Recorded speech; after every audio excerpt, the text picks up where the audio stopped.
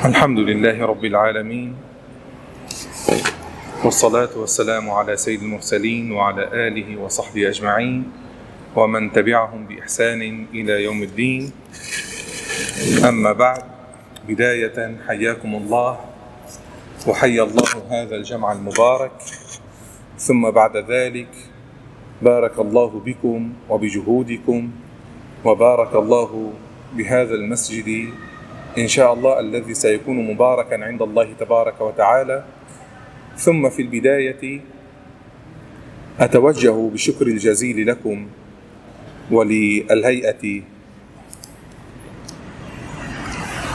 العاملة في هذا المسجد التي أتاحت لي فرصة الحديث إليكم ومعكم. Setelah membaca tahmid pujian kepada Allah Subhanahu wa taala dan salawat kepada Rasulullah sallallahu alaihi wasallam, kami mengucapkan terima kasih kepada seluruh pengurus DKM masjid dan masyarakat yang telah memberikan kesempatan saya untuk bisa menyampaikan beberapa hal. Kemudian sekali lagi saya mengucapkan terima kasih. Mudah-mudahan Allah Subhanahu wa taala memberikan keberkahan kepada masjid ini, memberikan keberkahan kepada orang yang memakmurkan masjid ini. ثم كذلك كما نتوجه بالشكر لكم، نتوجه بالتحية إلى كل من يتابع ويشاهد هذه الجلسة المباركة عبر الأونلاين. Kemudian juga kami ucapkan terima kasih kepada para jemaah yang menyaksikan secara online. ثم الحديث حينما يكون عن المسجد الأقصى وعن مسرى رسول الله يطرب الإنسان ويشعر بشيء من الإطمئنان والسعادة والرضا حينما يكون الحديث عن المسجد الأقصى. Ketika kita berbicara terkait dengan Masjidil Aqsa, ada ketenangan yang hadir di dalam kalbu kita, di dalam hati kita. Bicara tentang Al-Aqsa berarti menenangkan hati dan alam pikiran kita. لما الحديث عن المسجد الأقصى له هذه الأهمية وله هذا الوقع في القلوب والعقول؟ لأن النبي عليه الصلاة والسلام هو القائل: لا تشد الرحال إلا إلى 3 مساجد، المسجد الحرام والمسجد النبوي والمسجد الأقصى. Kenapa berbicara terkait dengan Masjidil Aqsa? Ini adalah pembicaraan yang sangat penting dan memiliki sesuatu yang tersendiri bagi hati kita. Karena memang sebagaimana disampaikan oleh Rasulullah SAW, kita tidak boleh untuk bersusah payah untuk pergi kecuali ke 3 masjid. Yang pertama adalah Masjidil Haram, kemudian Masjid Nabawi, dan yang ketiga adalah Masjidil Aqsa. طبعا والعلماء تكلموا عن هذه الأفضلية لهذه المساجد، فقال العلماء: وأما أفضلية هذه المساجد على غيرها من المساجد، أما المسجد الأول وهو المسجد الحرام لأنه قبلة الناس وإليه حجهم، وأما المسجد الثاني الذي هو المسجد النبوي لأنه أسس على التقوى، وأما المسجد الثالث الذي هو المسجد الأقصى لأنه قبلة الأمم السابقة والأنبياء السابقين. Kita akan membicarakan 3 masjid yang memiliki keistimewaan. Yang pertama adalah Masjidil Haram, adalah tempat para haji untuk melaksanakan ibadahnya. Kemudian adalah Masjid Nabawi, masjid yang dibangun sebagai bentuk ketakwaan kita kepada Allah Subhanahu wa taala. Kemudian yang ketiga adalah Masjidil Aqsa sebagai kiblat pertama, orang-orang yang beribadah kepada Allah Subhanahu wa taala. ولأن المسجد الأقصى وأرض فلسطين هي محشر الأنبياء ومهبط الأنبياء كذلك. Masjidil Aqsa adalah tempat di mana berkumpulnya para nabi dan di mana nanti para nabi juga akan diutus, akan dibangkitkan juga dari Masjidil Aqsa. وربنا جل وعلا هو القائل في كتابه الكريم: سبحان الذي أسرى بعبده ليلا من المسجد الحرام إلى المسجد الأقصى الذي باركنا حوله لنريه من آياتنا. Allah Subhanahu wa taala menjelaskan tentang keistimewaan Masjidil Aqsa di dalam surat Al-Isra. A'udzubillahi minasyaitonir rajim. Subhanalladzi asra bi'abdihi lailan minal masjidil haram ilal masjidil aqsa. Artinya secara umum ya bahwa Maha Suci Allah Subhanahu wa taala yang telah memberangkatkan atau melakukan Isra Rasulullah sallallahu alaihi wasallam dari Masjidil Haram ke Masjidil Aqsa. وحينما قال ربنا جل وعلا الذي باركنا حوله، فإن كانت البركة عمت حول المسجد الأقصى فالبركة في المسجد الأقصى مضاعفة أضعافا مضاعفة. Ada satu ayat yang perlu kita perhatikan, alladzi barakna haulahu. Artinya tempat yang di sekelilingnya diberkahi oleh Allah Subhanahu wa taala. وربنا جل وعلا حينما قال في هذه السورة أو الآية الذي أسرى بعبده ليلا للدلالة على إكرام المولى تبارك وتعالى لهذه الديار لفلسطين لهذه الأرض بزيارة النبي عليه الصلاة والسلام بأن أسرى به ربه جل وعلا إلى تلكم الأرض إلى أرض فلسطين. Kemudian juga perhatikan ayat alladzi asra bi'abdihi lailan. Ini menunjukkan betapa tempat di mana Rasulullah sallallahu alaihi wasallam untuk melakukan ziarah di Masjidil Aqsa menandakan bahwa ini tempat yang mulia dan dimuliakan oleh Allah Subhanahu wa taala. ثم كذلك ربنا يقول في كتابه العزيز الحكيم: والتين والزيتون، حينما أقسم الله تعالى بالتين والزيتون. ومعلوم عند العلماء أن الله تعالى إذا أقسم بالقرآن الكريم لا يقسم إلا على عظيم، فقال المفسرون: والتين والزيتون التي أقسم بها الله تعالى هي أرض فلسطين، وتين فلسطين وزيتون فلسطين.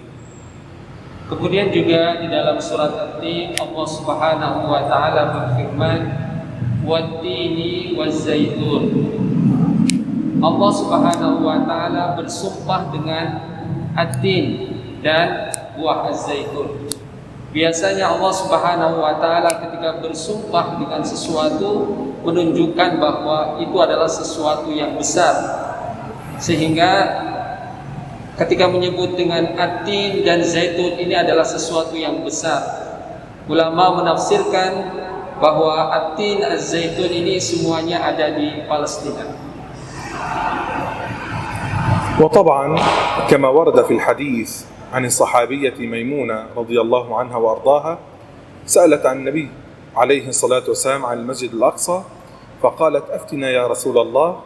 فقال: إيتوه فصلوا فيه، فإن لم تصلوا فيه فابعثوا بزيت يسرج في قناديله. Kemudian juga terkait dengan keutamaan Masjidil Aqsa, bagaimana diriwayatkan dari Maimunah, beliau meminta pendapat bagaimana terkait dengan Masjidil Aqsa. Bagaimana kalau saya ingin melaksanakan sholat di Masjidil Aqsa? Kemudian Rasulullah sallallahu alaihi wasallam menyampaikan, kalaupun kita tidak bisa melaksanakan sholat di sana, bisa dengan cara yang lain, yaitu dengan cara menghidupkan lampu-lampu di Masjidil Aqsa. فابعثوا بزيت يسرج في قناديله، أي كما أن الزيت يضيء القنديل فأنتم الزيت الذي يضيء مسيرة المسجد الأقصى ودرب إخوانكم في فلسطين. Dan maksudnya menghidupkan lampu-lampu di sana itu sama saja kita ikut menyumbangkan atau berbagi sebagai bagian untuk membantu saudara-saudara kita di Palestina. ولولا وقوفكم إلى جانب إخوانكم وأهلكم في فلسطين لربما لما رأينا صمودهم ولا رأينا صمود الصغار والكبار والأطفال والنساء، وهذا الصمود منوط بمدى تمسكهم بكتاب الله تبارك وتعالى وإقبالهم على القرآن الكريم. Kalau kita lihat saudara-saudara kita di Palestina, bagaimana mereka begitu istiqomahnya tetap memperjuangkan dan menjaga Masjidil Aqsa, ini adalah bagian menjalankan perintah Allah Subhanahu wa taala sebagai bagian untuk menguatkan hubungan dengan ayat-ayat Allah Subhanahu wa taala. شعب تمسك بكتاب الله تعالى لا يمكن أن ينكسر أو أن ينهزم أو أن يضعف أو أن يتراجع. Masyarakat yang berpegang teguh dengan Al-Quran tidak mungkin akan mundur dan tidak mungkin akan kalah. لذلك هم يدركون مقولة صلاح الدين الأيوبي رحمه الله، تلك المقولة الشهيرة التي حينما كان يتفقد جنوده في جوف الليل فإذا به يلتقي بأحد الجنود الذي يقرأ القرآن في جوف الليل ويبكي من خشية الله تعالى، فحينما رآه كذلك قدمه على الجند وجعله قائدا للجيش وقال له المقولة الشهيرة: من هنا يأتي النصر، أي من خلال تمسكنا بكتاب الله تعالى يكون النصر ويكون التحرير بإذن الله تعالى. Mereka selalu terngiang-ngiang dengan ungkapan dari pejuang yang pernah membebaskan Palestina, Salahuddin Al-Ayyubi. Terkiang-kiang bagaimana ketika awal-awal ingin membebaskan Palestina, ya beliau selalu menguatkan interaksinya dengan Al-Quran. Karena dengan Al-Quran inilah Palestina akan terbebas, Palestina akan merdeka. Kuncinya adalah interaksi kita dengan Al-Quran. لذلك هم يدركون أن طريقهم السليمة في إعادة أرضهم ووطنهم وفي الحفاظ على قدسهم ومسجدهم الأقصى يكون بداية بالتمسك بكتاب الله تبارك وتعالى. لذلك يقبلون على القرآن الكريم ليل نهار، أطراف النهار وأطراف الليل، آناء الليل وأطراف النهار، بكل ما أوتوا من قوة وأوتوا من فطنة ووقت. Mereka mendapatkan jalan yang terbaik untuk bisa membebaskan Palestina, membebaskan Masjidil Aqsa adalah keteguhannya dengan berpegang kepada Al-Quranul Karim. Semakin dia kuat berinteraksi dengan Al-Quran, akan semakin terbuka pintu peluang untuk kemerdekaan Palestina dan Masjidil Aqsa. Maka saudara-saudara kita di Palestina begitu semangat di dalam berinteraksi dengan Al-Quran, selalu membacanya di sepanjang malam dan di sepanjang siang, selalu memahaminya, selalu mentadaburinya, interaksi dengan Al-Quran sepanjang kehidupan mereka. لذلك بفضل الله تعالى الحلقات القرآنية تعم جميع ربوع فلسطين، في غزة وفي الضفة وفي المسجد الأقصى. فعلى سبيل المثال لا الحصر، في المسجد الأقصى تقام الحلقات المتتالية في كل زاوية من زوايا المسجد الأقصى. هناك حلقة يعلم فيها ويدرس فيها كتاب الله تبارك وتعالى، وكذلك في الضفة وفي كل أراضي فلسطين. Dan dengan izin Allah Subhanahu wa taala, alhamdulillah kita banyak mendapatkan halaqah Quran, tempat orang-orang membaca ayat-ayat Al-Quran, memahami ayat-ayat Al-Quran di beberapa daerah di Palestina, seperti di Gaza, kemudian di tepi Arab. Hampir setiap ujung-ujung kota di beberapa kota di Palestina kita akan menemukan tempat untuk mempelajari Al-Quran Karim. حتى في المسجد الأقصى لا تهدأ حلقات القرآن الكريم حتى من كبار السن الذين يقضون جميع أوقاتهم في المسجد الأقصى يقرؤون كتاب الله تبارك وتعالى ويتلونه من أجل الحصول على بركة القرآن وعلى بركة المسجد الأقصى. Bahkan di Masjidil Aqsa sendiri ya, kita mendapatkan banyak jamaah yang senantiasa membaca Al-Quranul Karim, memahami ayat-ayat Al-Quranul Karim, sampai orang-orang yang sudah sepuh pun ya, orang-orang yang sudah tua tidak lelah untuk selalu membaca ayat-ayat Al-Quranul Karim untuk mendapatkan keberkahan Al-Quran dan keberkahan Masjidil Aqsa. وكذلك حتى في غزة بالرغم من صعوبة الحياة في غزة وهول الدمار والأحداث التي تجري في غزة، وبالرغم من ضيق الحياة حيث لا ماء ولا كهرباء الحياة، بالرغم من كل ذلك أبناء غزة وأطفال غزة ونساء غزة وكبار غزة كلهم ينكبون على القرآن. لذلك إذا ما أردنا أن نقدم رقما تقريبيا عن الحفظة في كل سنة يتجاوز الآلاف من الحفظة سنويا. Bahkan di kota Gaza yang kita tahu saat ini kondisinya sangat sulit ya, tidak ada listrik, kemudian tidak ada air ya, banyak sekali bangunan-bangunan yang hancur. Artinya kalau dari sisi infrastruktur sangat sulit sekali ya, karena akibat dari peperangan kemarin. Tetapi Masya Allah, baik yang laki-laki maupun yang perempuan, yang kecil maupun yang dewasa, senantiasa menghidupkan halaqah-halaqah Al-Quran Karim.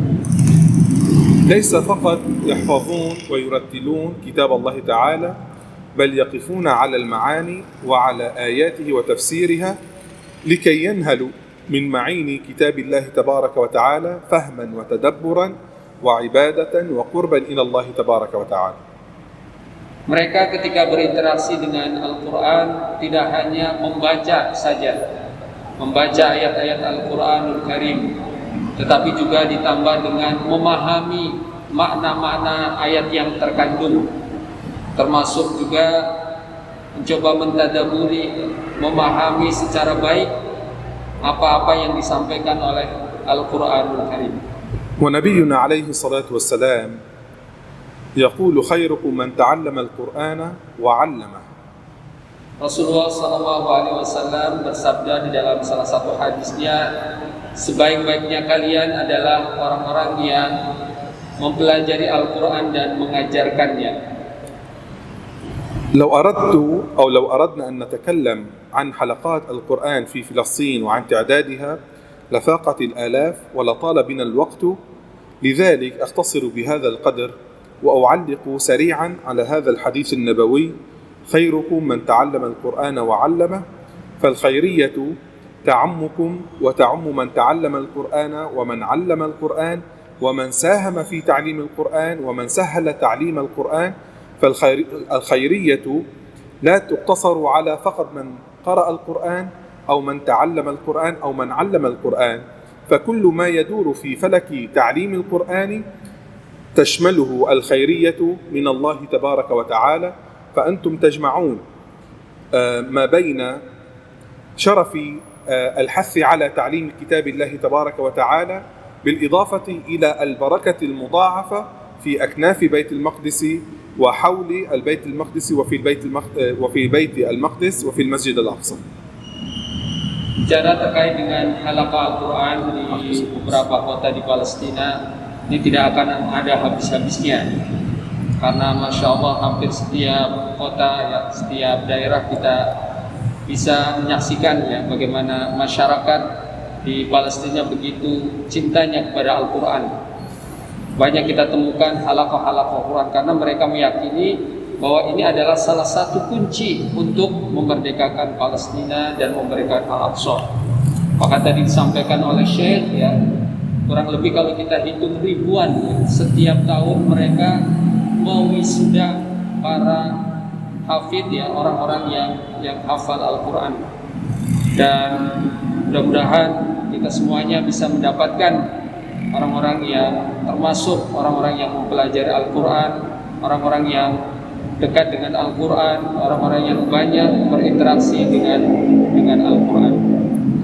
فجزاكم الله عنا كل خير وعن فلسطين وعن أطفال فلسطين وعن أهل القرآن في فلسطين كل خير وعن أهل القرآن في المسجد الأقصى، فهم يبلغونكم التحية والسلام ويدعون الله تعالى لكم أن يوفقكم وأن يبارككم وأن يمد في أعماركم وأن يجعل ما تقومونه في ميزان حسناتكم، وأسأل الله تعالى لي ولكم التوفيق والقبول، وأجدد الشكر لكم وأقولها بلغتكم عسى أن تكون أقرب إلى القلوب. Terima kasih. Jazakumullah khairan, terima kasih kami ucapkan wabil khusus dari saudara-saudara di Palestina, para penghafal Al-Quran di Palestina, mengucapkan terima kasih yang sebesar-besarnya kepada Bapak Ibu semuanya, khusus kepada jamaah masjid ini. Dan saya harapannya kelak bisa menyampaikan dengan bahasa Indonesia. Akhir saya ingin menyampaikan terima kasih. Jazakumullah khairan. Assalamualaikum warahmatullahi wabarakatuh. أحوال حاليا في مسجد الأقصى. نعم، الآن الأحوال في المسجد الأقصى الحمد لله إلى حد ما عادت إلى طبيعتها، ولكن مرت بظروف قاسية، حيث الذي جرى في حول المسجد الأقصى في حي الشيخ جراح لم يكن مستهدفا لحد ذاته، إنما لموقعه الجغرافي. فموقع حي الشيخ جراح هي منطقة تلف المسجد الأقصى. Ya, secara umum alhamdulillah saat ini kondisinya sudah mulai normal membaik. Cuma ada beberapa daerah, yaitu daerah Syekh Jarrah yang kemarin penduduknya sempat diusir. Jadi yang sekarang kondisinya masih belum stabil di daerah namanya Syekh Jarrah ya, kemarin yang menjadi penyulut peperangan itu salah satunya ada daerah di sana namanya Syekh Jarrah. بسم الله والحمد لله والصلاة والسلام على رسول الله. نحن الآن نقف في وسط مدينة غزة أمام هذا ركام هذا البرج السكني الذي تم تدميره خلال العدوان الأخير على قطاع غزة، والتي شردت عشرات العائلات التي كانت تسكن في هذا البرج السكني. هذا العدوان الذي لم يفرق بين حجر ولا بشر ولا شجر صب حمم القنابل والصواريخ على المدنيين في قطاع غزة. نتقدم بجزيل الشكر لجميع الداعمين الذين يدعمون أهلنا في قطاع غزة والمتضررين من هذه الحرب، والذين يعززون صمود أهلنا في هذه الأرض المباركة. ونخص بالذكر جماعة التعمير من المسجد الأقصى في برماتا بنتارو، لهم منا جزيل الشكر، وجعل كل جهودهم في ميزان حسناتهم، وبارك الله فيهم وجزاهم الله كل خير.